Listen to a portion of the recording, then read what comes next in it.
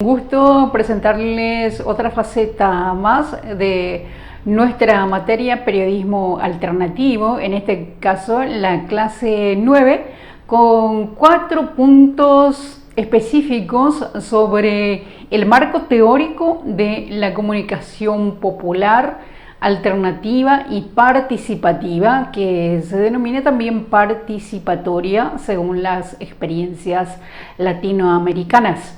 Son ejes fundamentales para ir fortaleciendo ese marco teórico, esa visión sobre el compromiso de la comunicación alternativa.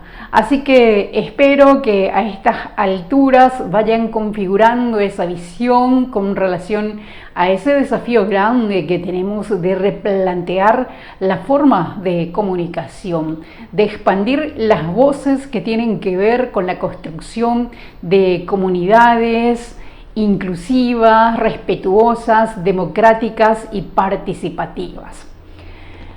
Quiero comentarles algunas realidades que con el correr de la historia de la humanidad se fueron tejiendo, y esas realidades tienen que ver con la construcción de la comunicación en torno al bien común.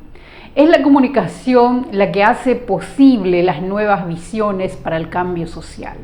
Por eso quisiera comentarles que los holandeses, Holanda es un país europeo súper desarrollado, y como tenía muchos problemas, o sea, una perspectiva, una visión sobre las posibles anegaciones de territorios a causa de inundaciones, construyeron en otros siglos diques de contención para varios años o siglos inclusive. Es un país que es un ejemplo de la prevención, y esa prevención es posible cuando hay en la mira el interés común. Sin embargo, Estados Unidos en 2005 sufrió las secuelas de las inundaciones por falta en que se notaba una falta de previsión. En 1978 tenían que construirse los diques de prevención.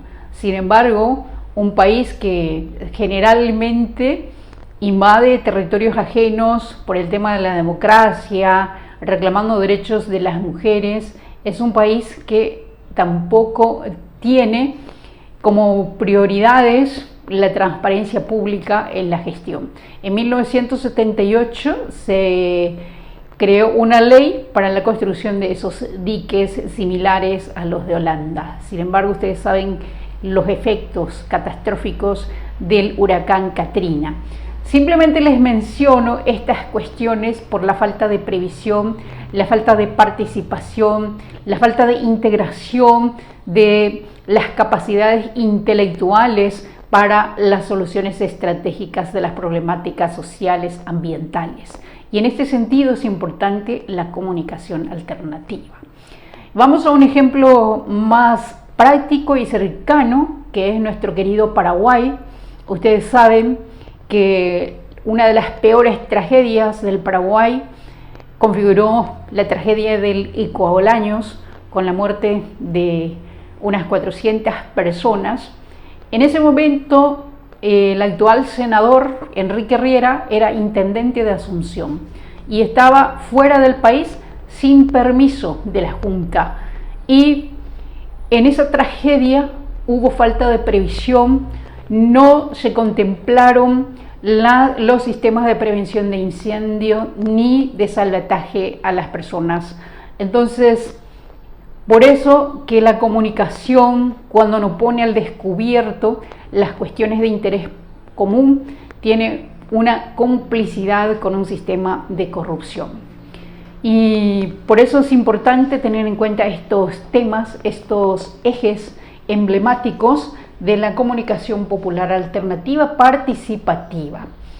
Vamos a esas características, siempre teniendo la visión de que la participación es muy importante, por eso es un derecho humano actualmente. Las características de la comunicación popular implican una educación popular, una lucha por el cambio social, la participación de los sujetos protagonistas de este proceso de comunicación popular. El espacio es un espacio democrático y participativo.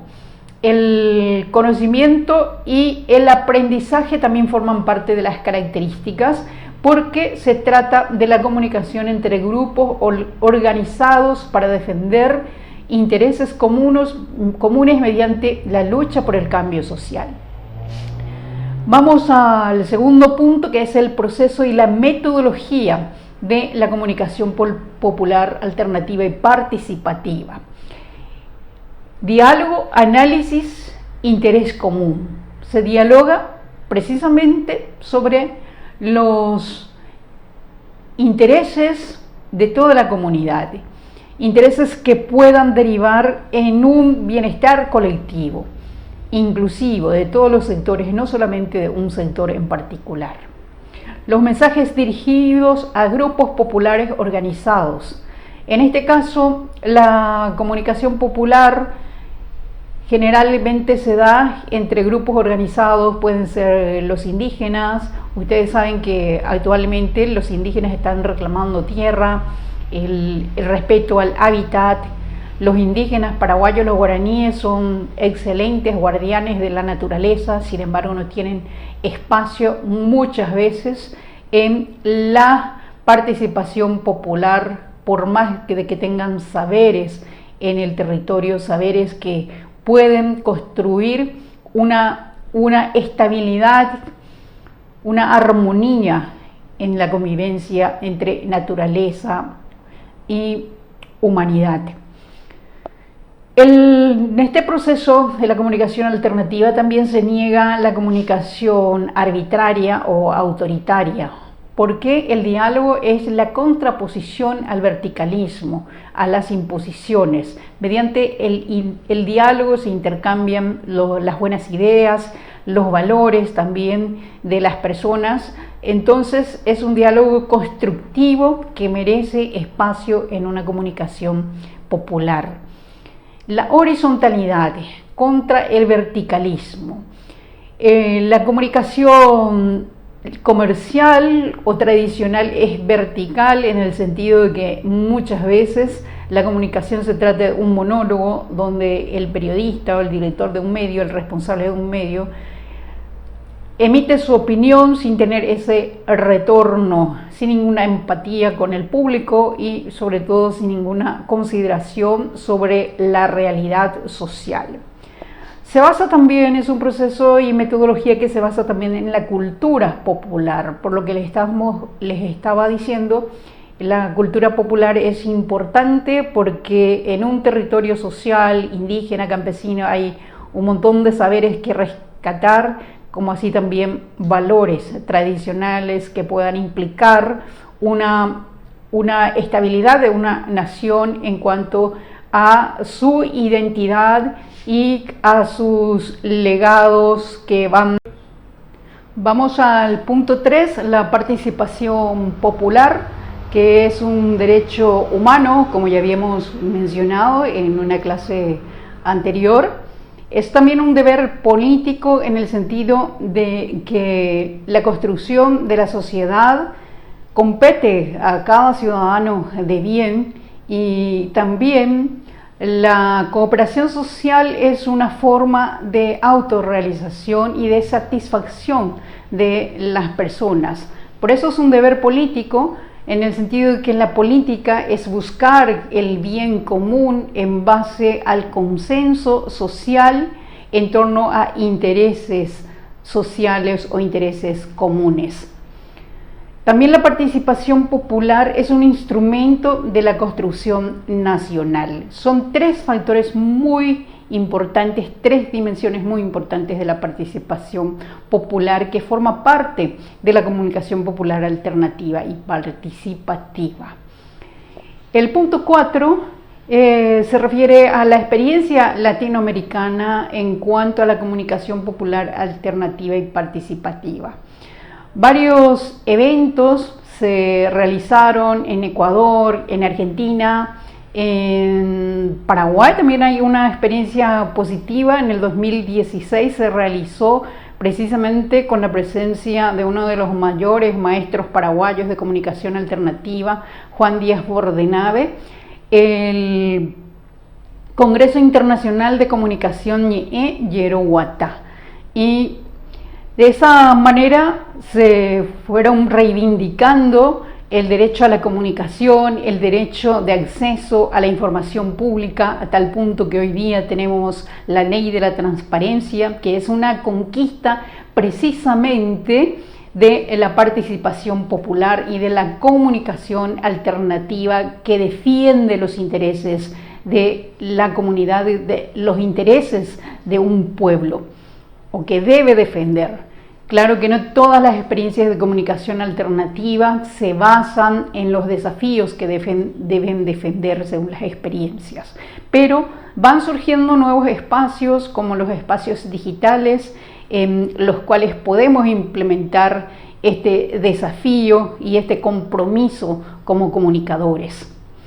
Y les decía que en Argentina, en Paraguay hubo esos congresos y ahí hubo un fuerte intercambio de experiencias y de ideales entre comunicadores, entre referentes, líderes comunitarios de los diferentes países de América Latina, y hay experiencias muy importantes de comunicación alternativa. En Bolivia, que tuvo un proceso muy interesante, un proceso político de cambio con todos sus conflictos. Ahí surgieron las primeras radios comunitarias como Radio Enriquillo.